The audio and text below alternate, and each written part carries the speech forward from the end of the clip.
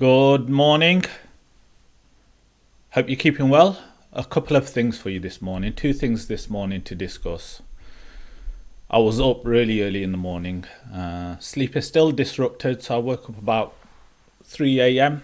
and did a little bit of research, a little bit of studying, and the topic of beauty came up. So one of the things this morning is some guidelines on the quest for beauty, and the second thing is my weight's gone up quite a lot this year, about 8 kilograms. That is a considerable amount of weight. So I'm on the journey to get it back down again. So what I've done is I'm setting up some health improvement support groups. I always find doing things with others is really useful. So having other people join along the journey can help make it easier. So I'll start off with the first thing, the quest for beauty. When things are not going well, when they get a little bit hard, financially, relationships, whatever it is, we can lose sight of the beauty and the wonder of life. So I was doing some studying and doing some reading, and some points came up, and I thought it'd be really useful to share.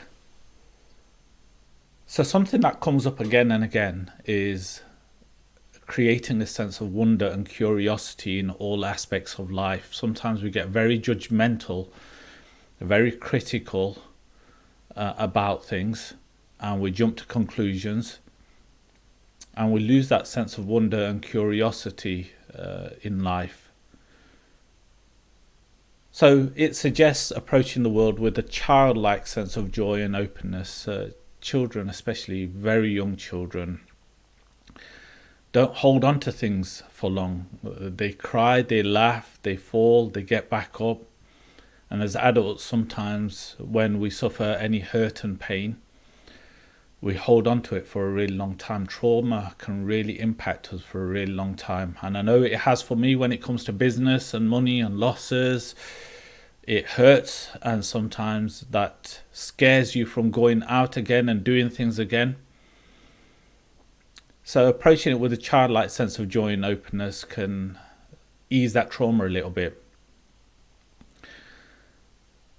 And that really relates to the importance of being fully present and engaged in the world. Sometimes, even when a new day starts, like it has this morning, 7 o'clock in the morning, rather than treating it as a brand new day and treating it as a gift, the first thing we do is we wake up and think about all our worries and our concerns and our problems and our issues from yesterday, rather than just holding space for a little while and just appreciating that we've been gifted another day.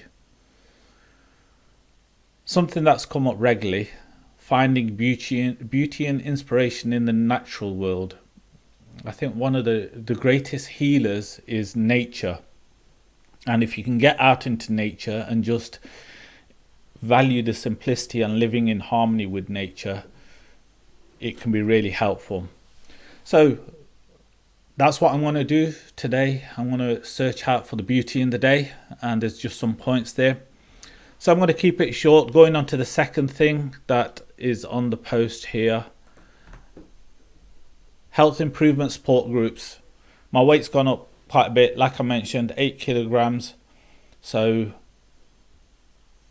I've opened this up to a WhatsApp group, members that I've already known previously. But if you're on Facebook, even if you've never joined in with something that I've done previously, you're welcome to take part in this, because my intention is to reduce my weight by about 6 kilograms over the next 7 or 8 weeks, and that'll be about just around a stone. So I've tried loads of different things. WhatsApp works the best all the time. I always find that works really well. But what I've noticed is that there's two different approaches, and people respond to different approaches. And the terms that I've given them are warrior energy, which is characterized by action, discipline, and focus. It's the energy that drives to protect, defend, and fight. The warrior energy is strong, courageous, determined. It's about challenges.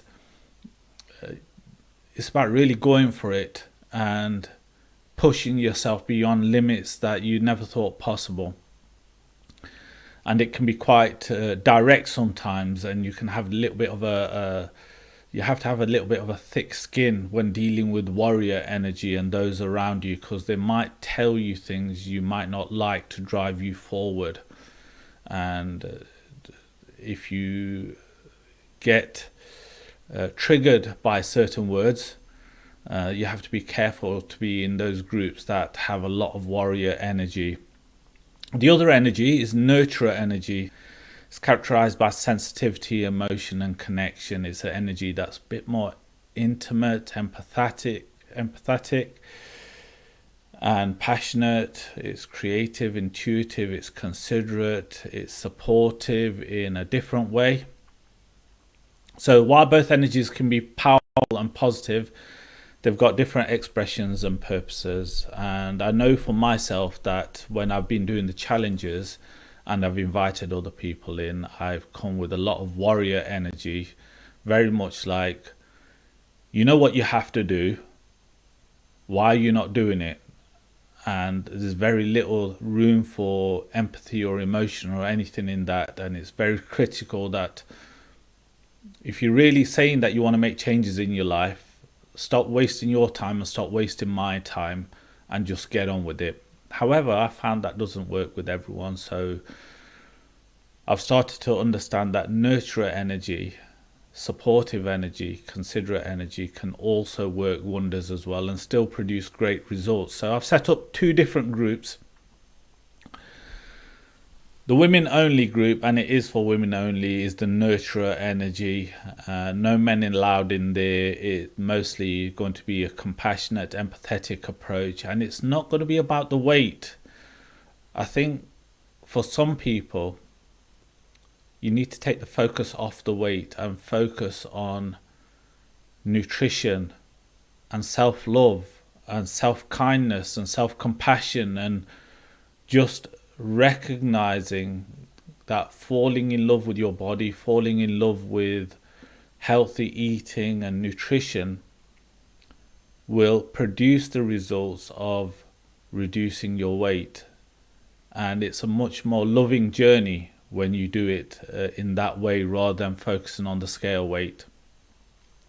And the other group is a mixed group. It's a warrior group. It still will have a little bit of nurturing in there, but you have to be careful, because if you're not producing the results and you say that you want to produce results, then you might get a kick up the arse. As simple as that. It's going to be whatever needs to be to get the job done. So what to do next? If you do want to join those groups and you've never joined anything previously, just put a comment here or send me a direct message. There's no high expectations. It's not paid courses. I don't run these professionally. I'm just inviting you because I'm going to make changes. And it'd be a shame that within 6 weeks' time, I've made progress and you haven't. I think that would be a shame. So what you'll get out of it: 10 potential benefits: accountability, motivation, support, information sharing, positive reinforcement, community, accountability, partnerships, personal growth, fun and enjoyment, and long-term success. If you want to read it all, there's a link in the actual post here. There's some questions to get you started, like what's your main motivation for your health goal? What is it specifically you want to achieve? What's your potential obstacles? What resources or supports could help you? What actions do you need to take? How will it impact your life? How are you setting realistic goals? What kind of accountability and support do you need? What some healthy habits or behaviors that you can put into place? And how will you measure success? So that's the 2 things for this morning.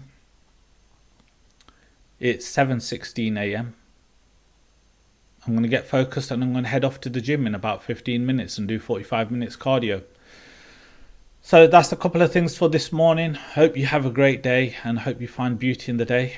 I'm starting to get back into early morning routine, so it'd be nice to share it. That's what I use my Facebook to do, share my journey. All right, take care.